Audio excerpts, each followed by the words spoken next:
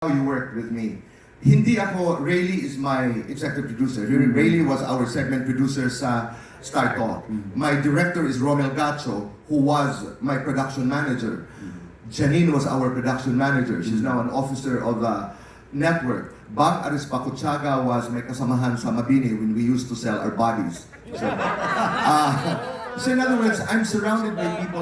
Bang was my first executive producer. Show and tell. Yes! Oo, hindi ko pa alam ang ginagawa ko. Pinagtsagaan ako yan. So I'm surrounded by people who have worked with me.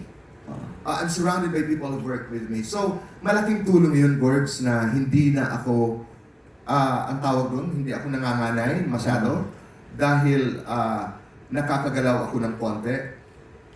Sino pong unang uupo? No, correct. So, because I am surrounded, words, alam mo naman ako, nagtatawag ako. Oo, nakikiusap ako. I mean, everybody who has worked with me, I'm not going to depend on my staff or my bosses or I want the show to work. And I wanted the biggest names and the biggest stories to be on my first week. Kwento lang. Marian is my first guest. Okay. Marian is my first guest. Okay? Marian, maraming salamat sa iyong pagtitiwala. Alam naman natin si Marian. She is on a temporary hiatus. But, napakabait. I mean, but, Gorgs, just to give you an idea, dahil kayo yung mga nakasama ko buong buhay ko, tinawagan ko ang management office ni Marian sa kanina. I called Shirley Kwan personally to negotiate and to talk to her about Bea Alonzo, and she has confirmed on a Thursday of that first week. I spoke directly to Alden, to Richard. I mean, I call him Richard. Alden, Richards now. Tama? Alden. I call him Richard. I spoke to Paolo Contis straight. Ang tinawagan ko.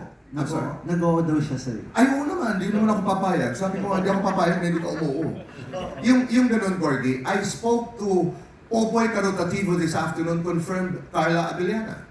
I spoke to Popoy. In other words, I'm going to work with a great team, pero hindi ako uupo. Kaya sinasabi ko sa kanila, pasensya na kayo, sobrang taas ang energy ko at pakialamero ako. Oo, dahil hindi ako papayag na hindi mag-deliver dahil sobrang tiwala ang ibinigay sa akin ng Atty. Gozon. Hindi ako mag-aantay ng grasya. I'm gonna work. I called all of them words. So my first week is Marian.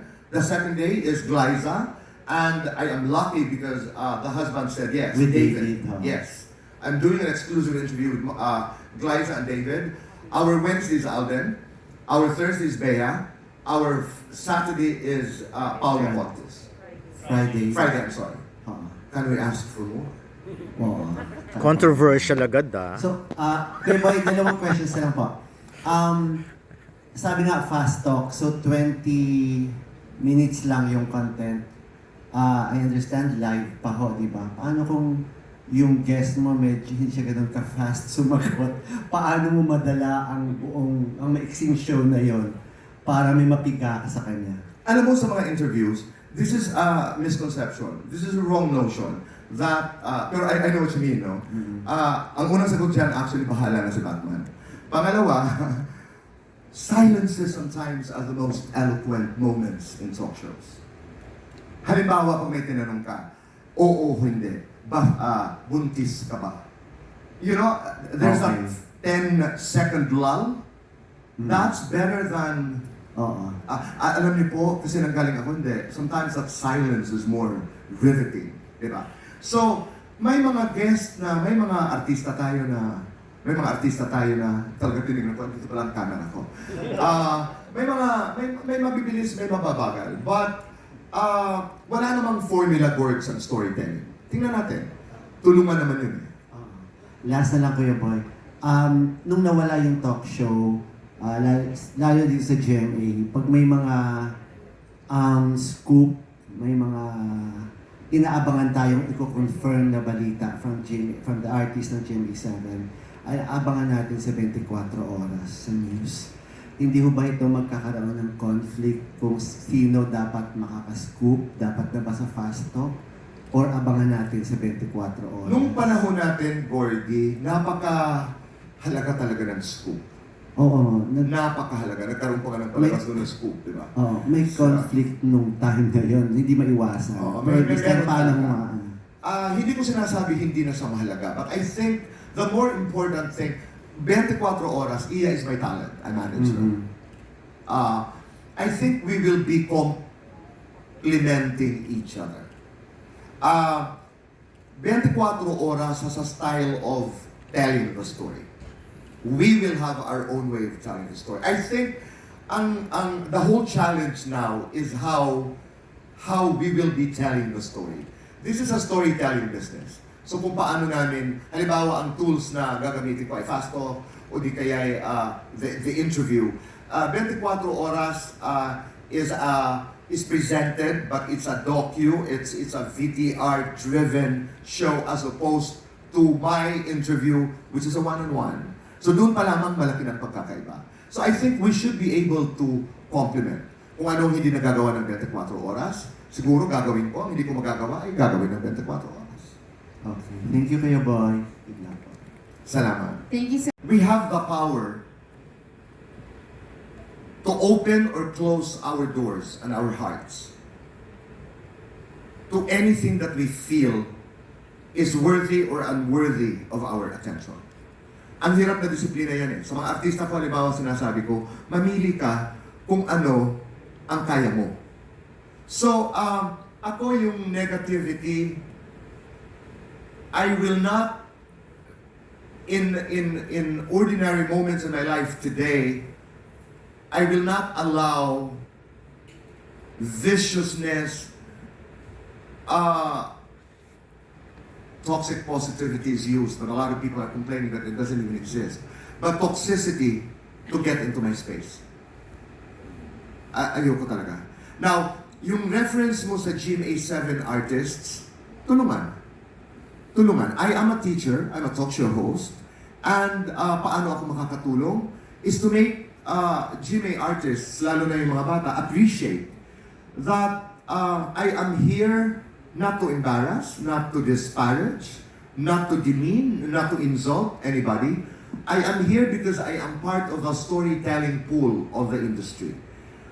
It was a great Betty Davis in an interview with Dick Cavett many decades ago. Kasi for the longest time, nagdududa ako dun sa relevance ko as an interviewer. Lalo na noong, I'm sure kayo rin, as reporters and editors.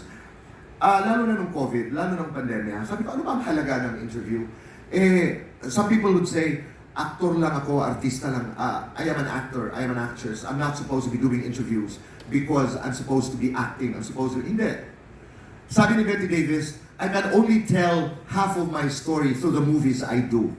Half of which, you guys in the interview business, handle.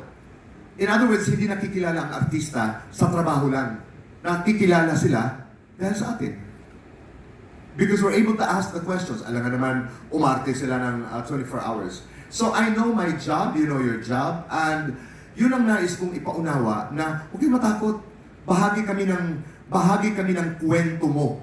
Bahagi kami ng pagkukwento mo sa publiko na lahat natin pinagsisilbihan. I'd like to be able to do that. As a matter of fact, when I was not with GMA7 yet, I did sessions with GMA artists on doing interviews, how to handle interviews, and many other things. Thank you very much. Salamat, Yuj. Sana Ano mauuna ang YouTube ko sa fast talk? And I understand that. Halimbawa, if I were to do, halimbawa lang, Marian Rivera on fast talk, hindi naman pwede din niya mauna siya sa YouTube channel ko.